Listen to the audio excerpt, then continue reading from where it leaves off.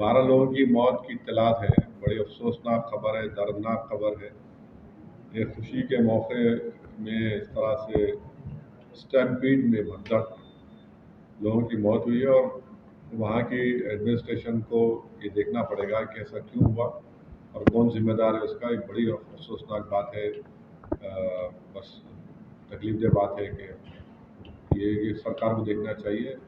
मैं तमाम पीड़ित परिवारों के साथ हूँ, मगर जब आप इतना बड़ा फंक्शन कर रहे हैं तो ये सब पॉसिबिलिटी को सोचना चाहिए। तो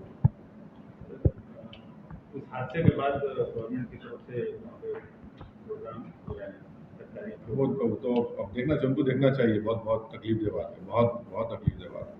लोग खुशी के लिए जमा हुए और वो खुशी जाके गम में तब्दील हो गया, जान चली गई। सर, ये किसको रिस्पॉन्सिबिलिटी ठहराना नहीं, अब चाहिए? रिस्पॉन्सिबिलिटी वहाँ के एडमिनिस्ट्रेशन को देखना चाहिए क्यों हुआ ये। सर, यहाँ पे हादसा हुआ और उनको हॉस्पिटल शिफ्ट कर रहे थे पुलिस और यहाँ पे फेसिलिटेशन प्रोग्राम चल रहा था। नहीं मालूम है, मेरे को तो नहीं मालूम, आपसे सुन रहा हूँ। बट बहुत ही अफसोसनाक चीज़ है, बहुत अफसोसनाक।